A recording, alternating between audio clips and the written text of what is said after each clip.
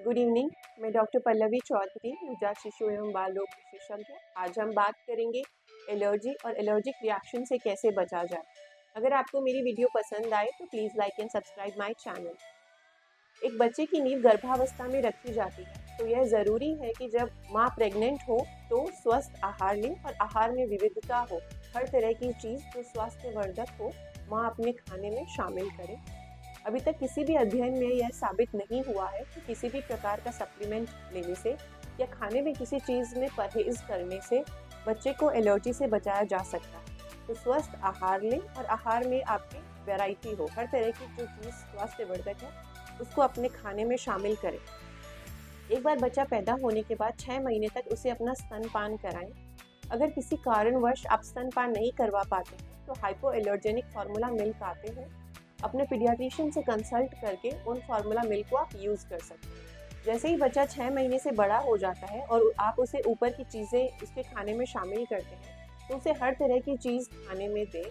ऐसा देखा गया है कि जिन बच्चों को खाने में ऊपर की चीज़ें दी गई बदल बदल के विविधता के साथ, वैरायटी के साथ, उनको एलर्जी होने के चांस कम थे, बजाय उन बच्चों जिनको खाने में एक ही 2-4 चीज़ें रेगुलरली दी गई। तो 6 महीने से ऊपर जैसे ही बच्चा जाए, उसके खाने में वैरायटी हो, हर तरह की हेल्दी चीज़ उसके खाने में शामिल करें। अगर एक बार यह साबित हो जाता है कि बच्चे को एक पर्टिकुलर खाने की चीज़ जैसे कि मूंगफली, केला या अंडा अगर एलर्जी है, तो उस चीज़ का खाने में परहेज़ करें।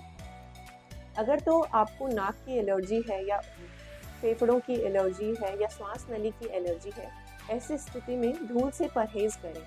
घर में अगर कहीं भी धूल है तो गीला पोछा लगाएं।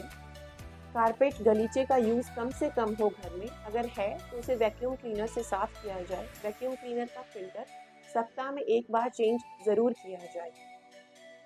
जो बिस्तर और तकिए का मटेरियल है, अगर वो गोअटेक्स का बना हो तो ऐसे में एलर्जी कम होती है। बेडशीट को कम से कम 10 दिन में 1 बार तो ज़रूर धोएं और वो 53 डिग्री सेल्सियस टेम्परेचर पे धुलनी चाहिए। अगर वसंत ऋतु और गर्मी का मौसम है तो ऐसे में अपनी खिड़कियां बंद रखें, क्योंकि ऐसे में हवा में पॉलन ग्रेन्स और पराग बहुत ज़्यादा होते हैं। और अगर आपको बाहर निकलना है तो आप कपड़े का मास्क यूज़ कर सकते हैं। घर में वायु का संचार अच्छा होना चाहिए, वेंटिलेशन अच्छा होना चाहिए। वायु प्रदूषण से बचें और तंबाकू के धुएं से बचें, क्योंकि ये एलर्जी को बढ़ावा देते हैं। अगर तो आपको स्किन एलर्जी है तो ऊनी, गरम, टाइट कपड़े पहनने से बचें। कॉटन, लिनन के हवादार कपड़े पहनें। त्वचा को शुष्क होने से बचाएं। अच्छी मॉइस्चराइजिंग क्रीम या तेल का यूज़ करें। साबुन है, डिटर्जेंट है, परफ्यूम्स हैं, इनमें हार्श केमिकल्स होते हैं जो स्किन एलर्जी को बढ़ावा दे सकते हैं, तो इनको भी इस्तेमाल करने से बचें।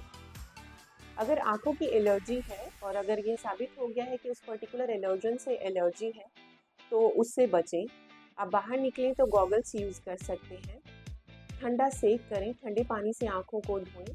और आर्टिफिशियल टीयर्स, आर्टिफिशियल आंसू जैसी आई ड्रॉप्स आते हैं, तो उनको आप एलर्जी के मौसम में इस्तेमाल कर सकते हैं, उससे आपको फ़ायदा मिलेगा। अगर आपको ड्रग एलर्जी है, तो किसी भी दवाई से एलर्जी है, तो उस पर्टिकुलर दवाई से बचना है।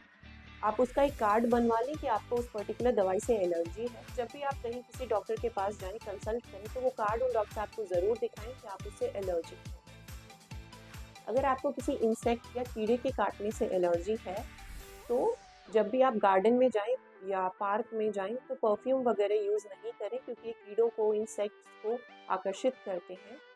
गार्डन में काम करते समय दस्ताने पहनें। पार्क में वॉक करते समय पूरी पैंट पहनें। जूते व जुराब का यूज़ करें।